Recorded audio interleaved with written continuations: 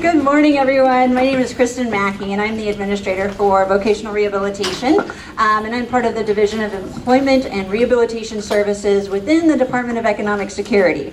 So a lot of rambling words there, but I wanted to just say really quickly, welcome to everyone. It's really an unprecedented opportunity for us to be able to get individuals cross-divisionally within the department. So we have individuals from DDD, from our DERS team. We also have representatives from Department of Ed, Access, and other focus groups, parent groups, and provider groups here as well. So quickly wanted just to say thank you to ADDPC and ASTAP for putting this together and helping us coordinate this, the steering committee members also putting this together. A few housekeeping. We have restrooms are down the hall and to the left, and then further down the hall, and then the bathrooms are actually on the left. You'll pass by a vending area in there. It's a little snack room also. So I know there's wonderful opportunities in the back, but if anybody needs anything else, we do have a vending area back there. So as I was mentioning, this is really an unprecedented opportunity for us to learn about the importance of individuals with significant disabilities having the opportunity to work in competitive integrated setting. And so for us at vocational rehabilitation, we work in employment, but what we want to do is translate that conversation early. And so, we're really looking forward to working as members of the team together to see how we can do things better and create opportunities for individuals with disabilities.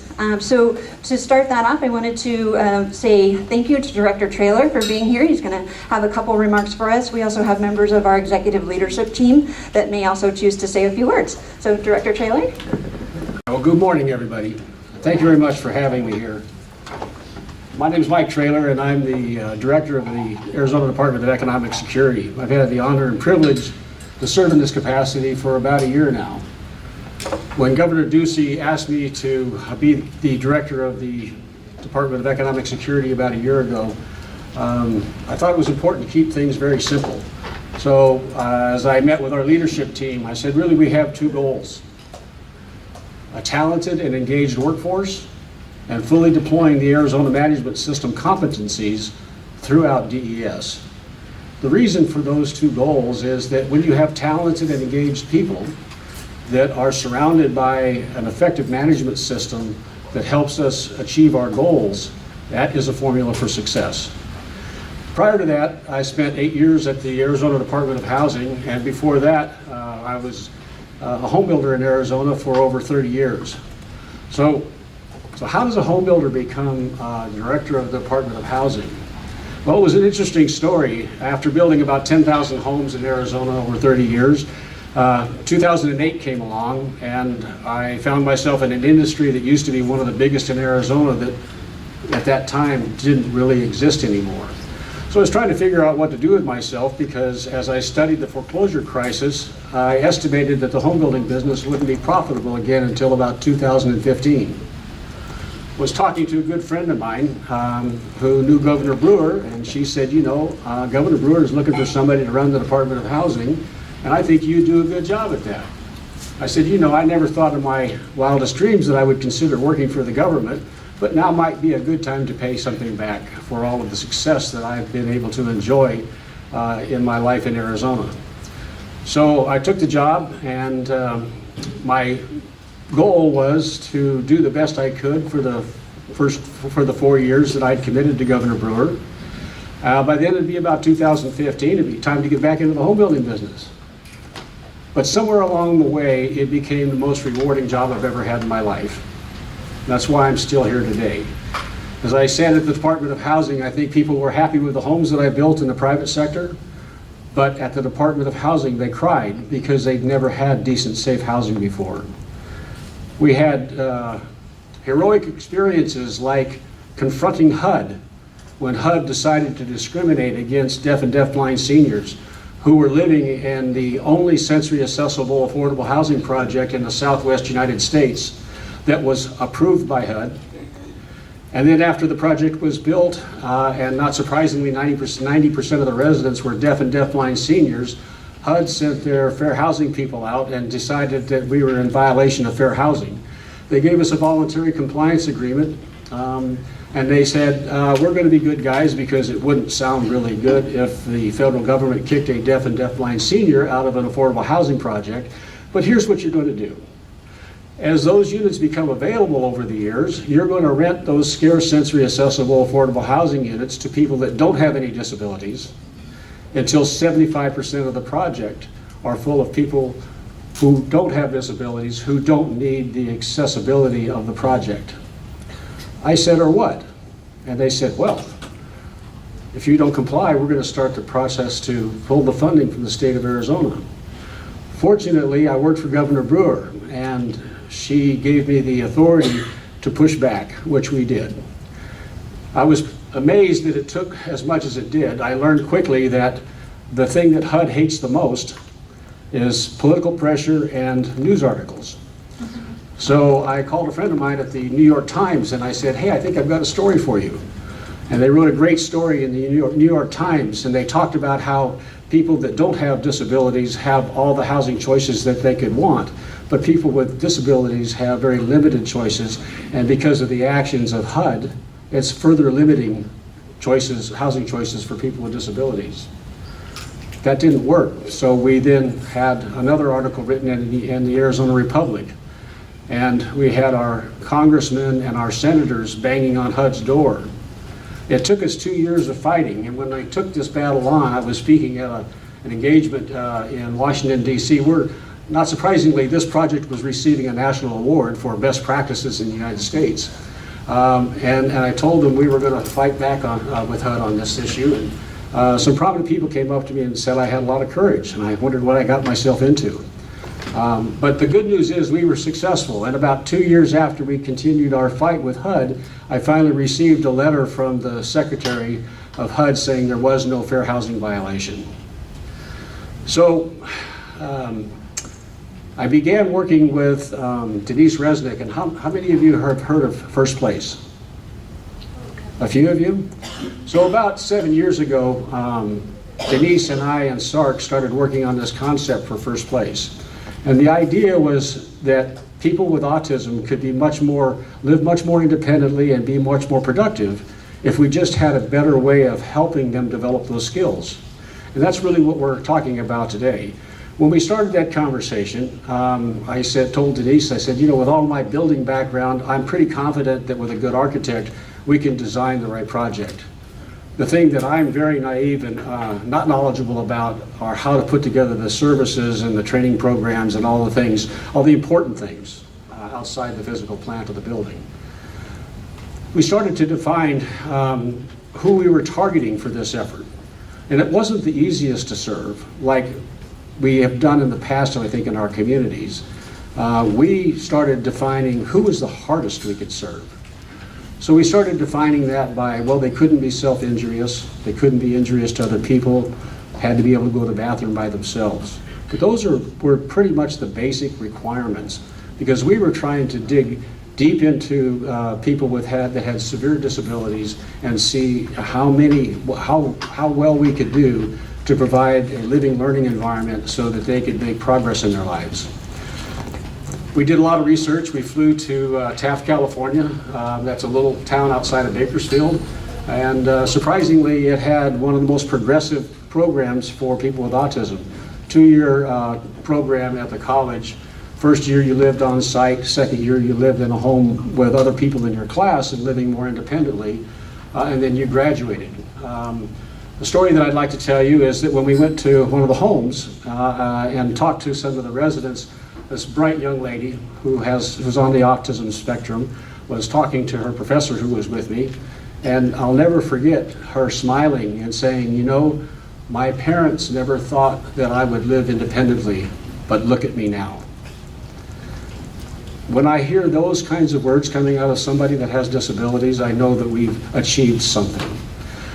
The interesting correlation to that is that we then flew to San Jose to look at an affordable housing project that was on the light rail, and the unit that they showed us happened to be a unit with somebody that was on the autism spectrum. And as we met that young man, as he was preparing to go to the light rail to go to his job, he mentioned that he had recently graduated from Taft College. So we came back to Phoenix and we started working, and we developed 29 Palms, which is a fairly small, about 26 unit apartment complex over in East Phoenix. And to not get into another battle with HUD, we decided to co-locate seniors with young adults with autism. And it worked out better than any of us had ever expected, because the young adults with autism were supported by the seniors on the project, and the seniors on the project had a sense of purpose because they were assisting the people with autism. They formed some great relationships, and in one event that we had there, I was talking to one of the seniors, and I said, so how's this working for you? He said, oh, are you kidding me? He says, this one right here, he comes to my door every morning and bangs on the door and starts singing me a song. He said, what's not to like about this? We talk politics, we have lots of social events, and we just have a great time together. So a wonderful success. But the best success of all of 29 Palms, which was our pilot project before the bigger First Place project was started, is that we had testimonies from mothers and fathers who would say, my 35-year-old son has never lived outside of our house, never had relationships with their peers, never took public transportation, never went to work. And 1 year after living at First Place, they were doing all of those things. So what that tells us is that if we put the right formulas together, if we put our collective minds and efforts together, we can provide opportunities for people with disabilities that we never thought possible before. So I want to thank every one of you for the hard work that you do and the good work that you do, and I want to encourage you to keep striving and keep reaching for a vision maybe that nobody else has seen before, because there's plenty of opportunity for people with disabilities. We're working with a lot of providers around the state to improve employment opportunities for people with disabilities. I personally think that it's shameful that only 13.8% of people with disabilities in Arizona are employed currently. I've heard that in Washington State, 40% of people with disabilities are employed. We need to go up there and find out what they're doing and implement that down here. We have different goals that we're working on in DES, and there's no goal that's even more important to us than increasing employment opportunities for people with disabilities, because we want them to have the meaningful lives that they deserve. So again, I want to thank you for the great work that you're doing, and we look forward to working with you and helping people that maybe we didn't think could be helped in the future. Thank you very much.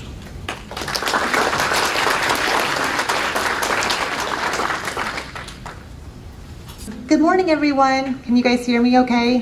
The sound's been kind of okay. My name is Erica McFadden. I'm the director of the Arizona Developmental Disabilities Planning Council. It's a mouthful. We are so excited, really, to do this, because we have talked with DDD, VR, a Path Provider Organization, people with disabilities and their families, and this is a result of all of the hard work and all the discussions we've had. Today is the result of that. So we are so excited to do this today. The whole point of this talk today is to talk about, we all are on the same page. We're all a team. Even though we're in different agencies, different organizations, we're all on the same team, that we want to get people hired and employed that have disabilities. But how? That's the question we always get. How do we do that? And when we have somebody with a significant disability, how do we know if they're really employable or not? So that's why we have Dr. How, which is Laura Owens, here today. How's that for an intro? Instead of Doctor Who. Anyway, Dr. How will be here to talk about how we can do this today. And for those of you who don't know who the DD Planning Council is, we're actually a federally funded, governor-appointed agency that actually funds projects, funds trainings, and funds things like that promote employment, self-advocacy, and community inclusion for people with disabilities. And we actually have a request for information right now, so if any of you and from the agencies, the public, have ideas on things that we should fund to actually help promote inclusion, now's the time to go on our site and give us those ideas. It's open for a month. And we might be sending you an email too after this is all said and done to see if you want to be on our monthly list, because we'll be releasing solicitations, and you can share with your providers and with people that you know that might want to apply. So with that said, I'm going to talk about the overview of the day so you know what's going on. So you know food's there, you know not to park on this side of the building. Okay, so we got that covered.